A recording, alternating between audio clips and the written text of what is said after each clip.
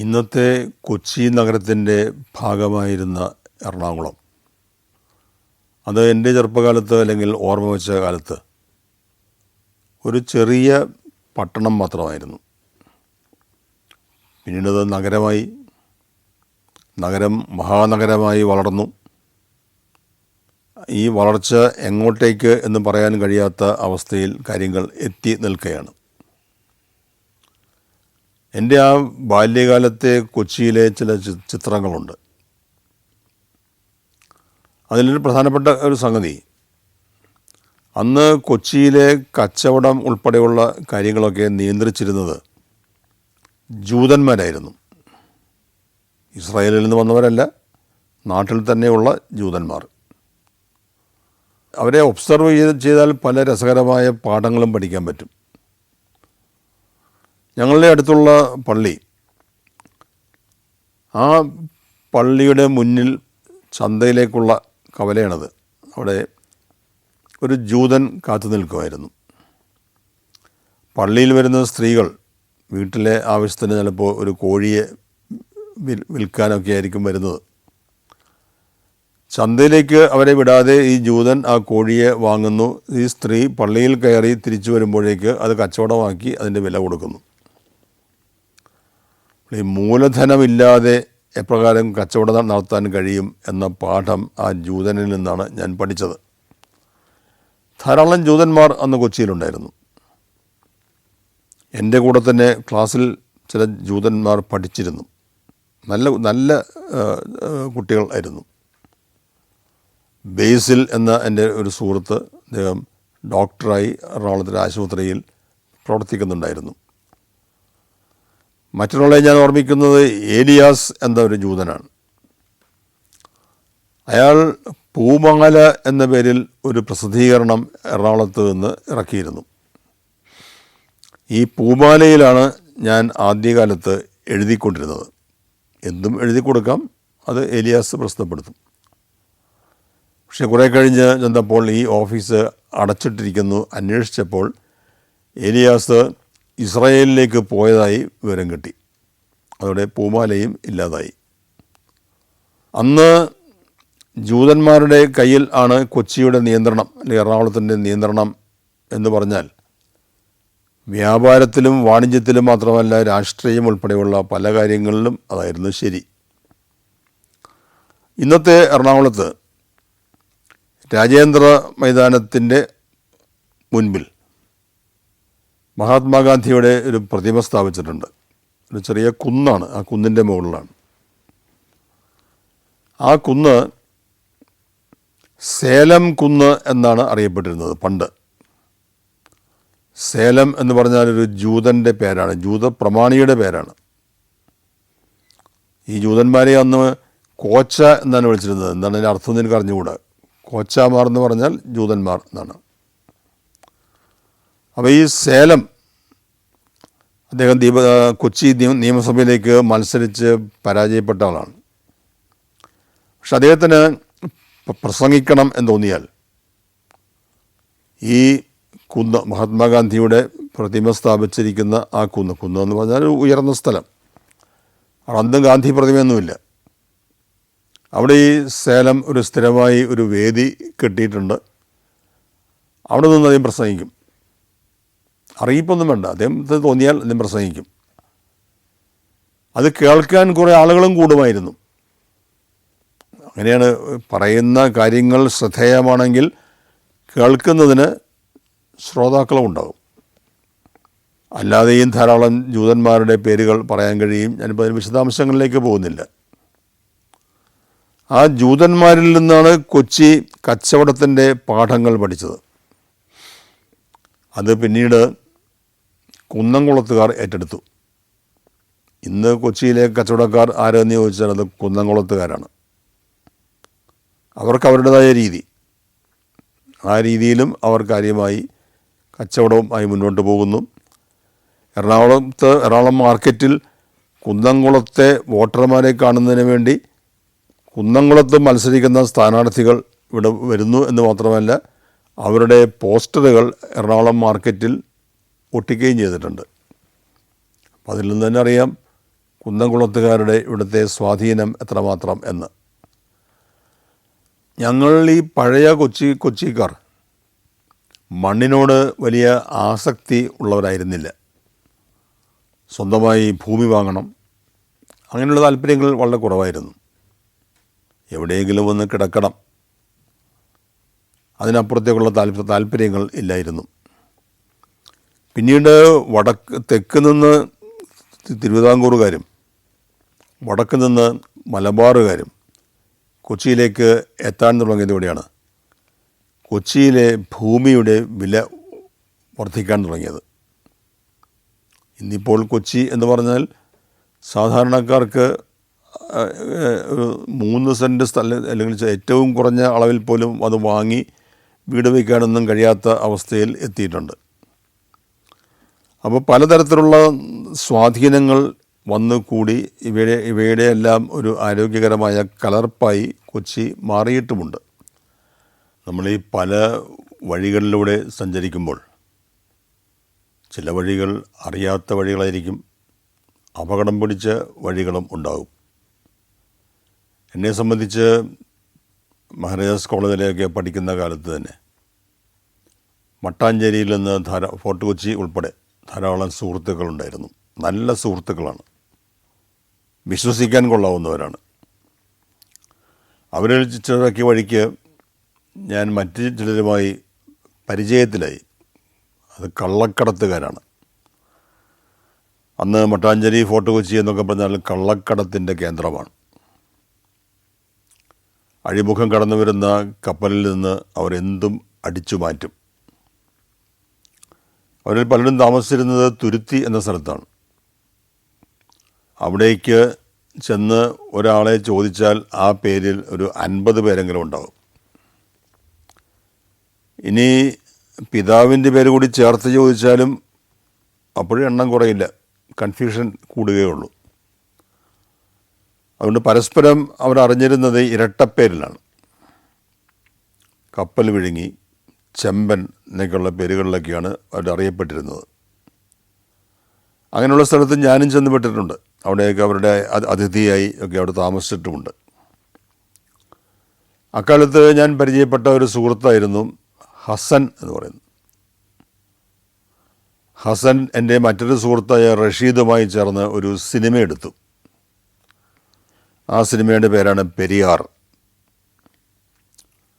PJ Antony സംവിധാനം ചെയ്ത സിനിമയാണത്.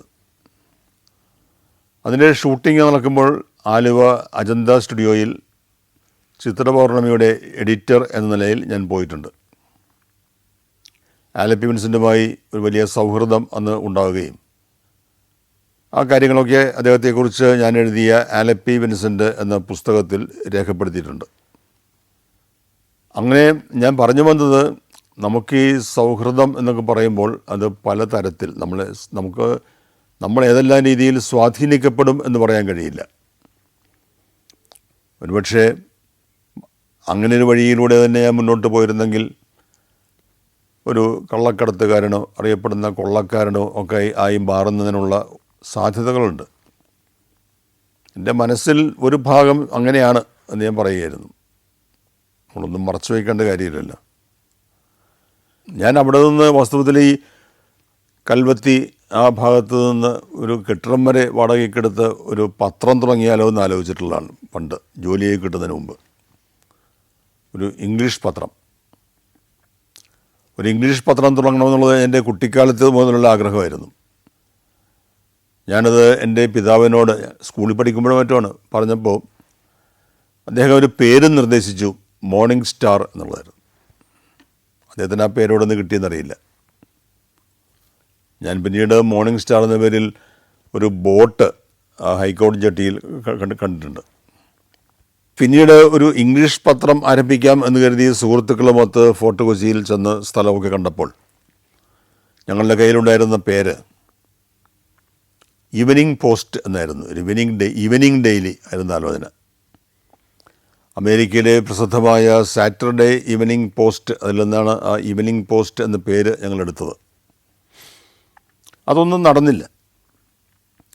ഒടുവിൽ അതേ ഫോർട്ട് കൊച്ചിയിലെ ആസ്പിൻവാൾ ബിൽഡിങ്ങിൽ ആണ് ഇന്ത്യൻ എക്സ്പ്രസിൻ്റെ ഓഫീസ് സ്ഥാപിതമായത്. അവിടെയാണ് ഞാൻ ജോലിയിൽ പ്രവേശിച്ചത്. ഞങ്ങൾക്ക് ഞങ്ങളുടെ ജനലിലൂടെ പുറത്തേക്ക് നോക്കിയാൽ അഴിമുഖമാണ്.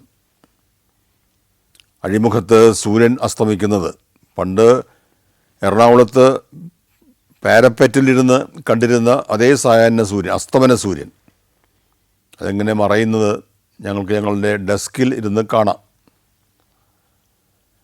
അവിടെ അത് തുടങ്ങുന്ന ദിവസം, ആ എഡിഷൻ ആരംഭിക്കുന്ന ദിവസം, ഞങ്ങളുടെ എഡിറ്റർ ഇൻ ചീഫ് ഡൽഹിയിൽ നിന്ന് എസ് മൽഗോക്കർ വന്നിരുന്നു. മൽഗോക്കർ അതിനു മുമ്പ് ഹിന്ദുസ്ഥാൻ ടൈംസിൽ എഡിറ്റർ എന്ന നിലയ്ക്ക് നല്ല ഖ്യാതി ആർജിച്ച ആളാണ്. പുലിയാണ്, പുലി. അദ്ദേഹത്തിനൊരു അബദ്ധം പറ്റി. അദ്ദേഹം അവിടെ ഡ്രൈവറെ കൊണ്ടോ മറ്റോ ഫോർട്ട് കൊച്ചിയിൽ സ്കോച്ച് കിട്ടും എന്ന് പറഞ്ഞ് സ്മഗിൾഡ് സ്കോച്ച് ഒരു കുപ്പി വാങ്ങിപ്പിച്ചു. പക്ഷെ അത് സ്കോച്ച് ആയിരുന്നില്ല. നിറം കലർത്തിയ വെള്ളമോ കട്ടൻ ചായയോ മറ്റോ ആയിരുന്നു. അതിൽ ക്ഷുഭിതനായി നിൽക്കുന്ന സമയത്താണ് എഡിറ്ററുടെ അവസ്ഥ അതാണ്. ആ നേരത്താണ് പത്രത്തിൻ്റെ ആദ്യത്തെ എഡിഷൻ പ്രിൻ്റ് ചെയ്ത് അത് ന്യൂസ് എഡിറ്റർ കൊണ്ട് ചെന്ന് കൊടുക്കുന്നത്. അദ്ദേഹം അത് നോക്കിയതിന് ശേഷം നടത്തിയൊരു കമൻറ്റ് അതിന് പത്രം തീരെ ഇഷ്ടപ്പെട്ടില്ല. ബാസ്റ്റാർഡ് എഡിഷൻ എന്നാണ്. ഞാൻ വിശദീകരണത്തിലേക്ക് പോകുന്നില്ല. അങ്ങനെ എഡിറ്റർ ഇൻ ചീഫിൻ്റെ ശാപവാക്കുകളോടെ പ്രസിദ്ധീകരണം ആരംഭിച്ച പത്രമാണ് ഞങ്ങളുടെ കൊച്ചിയിലെ ഇന്ത്യൻ എക്സ്പ്രസ്. അപ്പോൾ കൊച്ചിയുടെ ആ സ്വഭാവത്തിലുള്ള ആ ഒരു വൈജാത്യം, വിചിത്രമായ അവസ്ഥകൾ, അത് സൂചിപ്പിക്കുന്നതിന് വേണ്ടി ഞാനിത് പറഞ്ഞു എന്നേ ഉള്ളൂ. നമുക്ക് ആരും ആക്കിയെടുക്കാം. മധ്യപ്രദേശ്, ആൻഡമാൻ, ലക്നൗ, ബറോഡ, നാഷിക്, ഡൽഹി, ആഗ്ര, ഗോളിയോർ. സഞ്ചാരം പെൻഡ്രൈവ് വോള്യം നമ്പർ 22. ഫുൾ HD-യിലുള്ള ഈ അപൂർവ ദൃശ്യയാത്രാ വിവരണ ശേഖരം സ്വന്തമാക്കാൻ സഞ്ചാരം എന്ന് SMS ചെയ്യൂ. ഫോൺ 9995444222. ആരും വിശ്വസിക്കാത്ത രീതിയിൽ എനിക്ക് പല അംബീഷൻ ഉണ്ടായിട്ടുള്ള ആളാണ്. ഇവിടെ ഞാൻ പറയുന്നത് ചരിത്രം എന്ന് പറയുമ്പോൾ എൻ്റെ ചരിത്രം ആണല്ലോ കൂടുതലും പറയേണ്ടി വരുന്നത്. അങ്ങനെ പൊതുവെ അറിയാത്ത ഒരു വശം എനിക്കുണ്ടായിരുന്നത് ഈ ഫോർട്ട് കൊച്ചിയിലെ കള്ളക്കടത്തും കടൽ കൊള്ളക്കാരും അവർക്കൊക്കെ പോകുന്നതിനെ ഞാൻ മറ്റൊരു വഴി കൂടി എൻ്റെ മനസ്സിലിങ്ങനെ കിടന്നിരുന്നു. അത് വൈദികൻ ആകുക എന്നുള്ളതാണ്. ഞാൻ ഞങ്ങളുടെ അടുത്തുള്ള പള്ളിയിൽ, ഒരാശ്രമ ദേവാലയത്തിൽ ഓൾട്ടർ ബോയ്, അത് അൾത്താര ബാലൻ എന്ന് വെച്ചാൽ കുർബാന അർപ്പിക്കുന്നതിന് പുരോഹിതനെ സഹായിക്കുന്ന കുട്ടികളെയാണ് അതിനെ നിർത്തുന്നത് ആയിരുന്നു.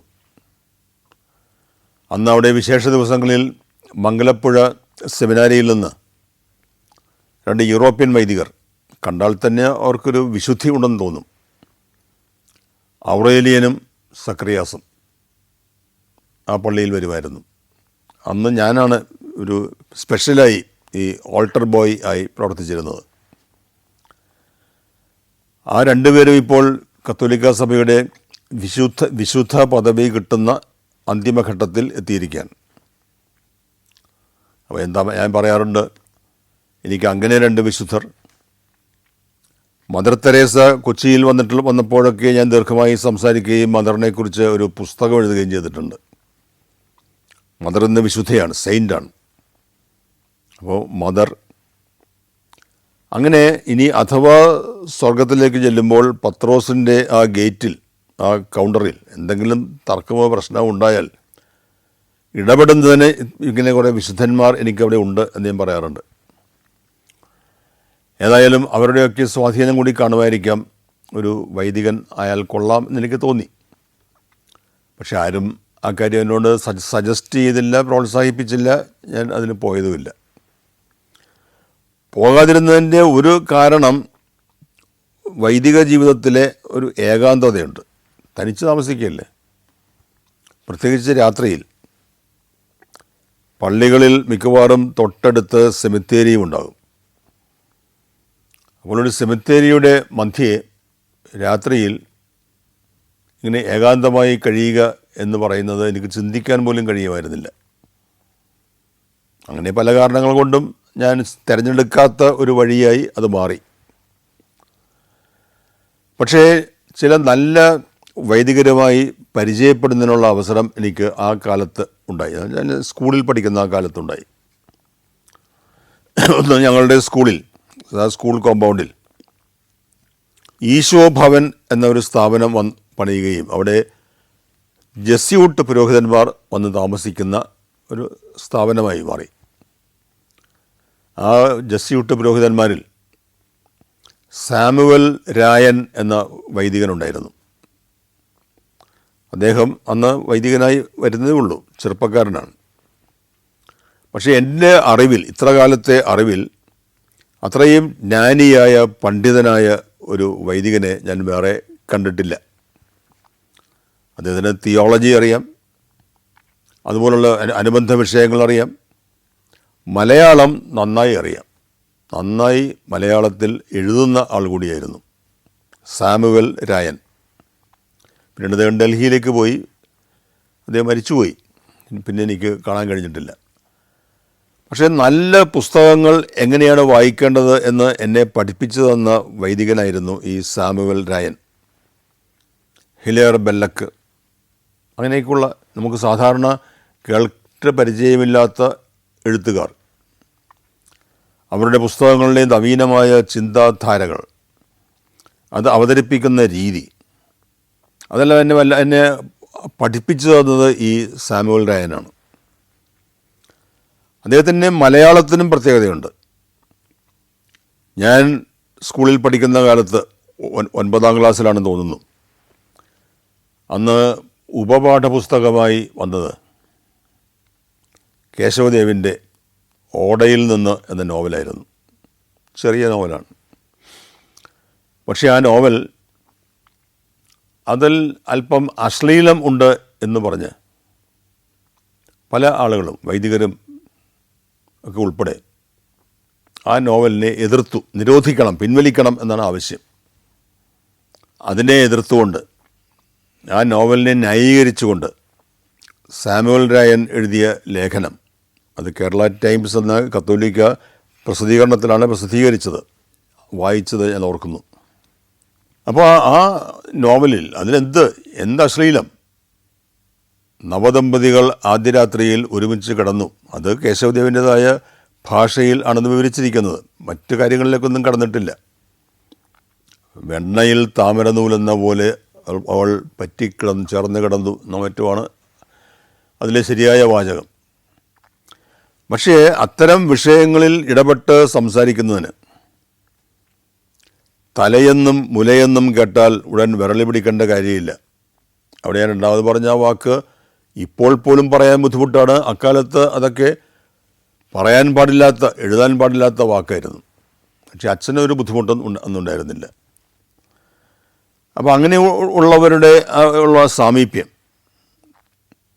ആ സാമീപ്യം എന്നെ വൈദികനാക്കിയില്ലെങ്കിലും നല്ല നിലയിൽ ചിന്തിക്കുന്നതിന്, സ്വതന്ത്രമായി ചിന്തിക്കുന്നതിന്, അങ്ങനെ പുതിയ വ്യത്യസ്തമായ നിലപാടുകളിൽ എത്തിച്ചേരുന്നതിന്, ആ നിലപാടുകൾ തുറന്നെഴുതുന്നതിന് ഒക്കെയുള്ളൊരു പ്രാപ്തി എനിക്കുണ്ടാക്കി തന്നു. അത് ചെറിയ കാര്യമല്ല. അതുകൊണ്ടാണ് ചിലപ്പോഴൊക്കെ വ്യത്യസ്തമായ അഭിപ്രായങ്ങൾ പറയേണ്ടി വരുന്നത്. അതിൻ്റെ പേരിൽ എനിക്ക് ധാരാളം നഷ്ടങ്ങളുണ്ടായിട്ടുണ്ട്. ഞാൻ CPMൻ്റെ സ്വതന്ത്ര MP എന്നൊക്കെ പറയുമ്പോഴും പാർട്ടിക്ക് അത്ര ഇഷ്ടപ്പെടാത്ത എന്തെങ്കിലും ഒരു കാര്യം പറയേണ്ടി വന്നാൽ, പറഞ്ഞിട്ടുണ്ട് അങ്ങനെ പല സന്ദർഭങ്ങളിലും, അത് പൊതുനന്മയെ ഉദ്ദേശിച്ച് പറയുന്നതാണ്. അതിൻ്റേതായ പ്രത്യാഘാതമുണ്ടാകും.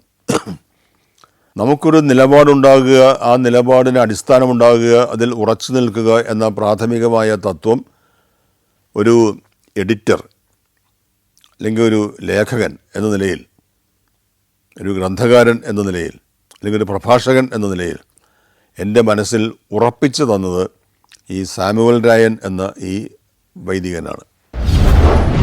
ആഥൻസിൽ ചെന്നപ്പോൾ ഞാൻ കാണാൻ ആഗ്രഹിച്ച ഒരു സ്ഥലം, അത് അരയോപാഗസ് എന്നറിയപ്പെടുന്ന ഒരു കുന്നാണ്. ഗ്രീക്ക് ദേവന്മാർ സമ്മേളിച്ചിരുന്നത്, കുറ്റവിചാരണകൾ നടന്നിരുന്നത് എല്ലാം ഈ കുന്നിൻ മുകളിലാണ്. അവിടെയാണ് സെയിൻറ്റ് പോൾ, അപ്പസ്തോലനായ സെയിൻറ്റ് പോൾ, അദ്ദേഹം പ്രസംഗിക്കുന്നു.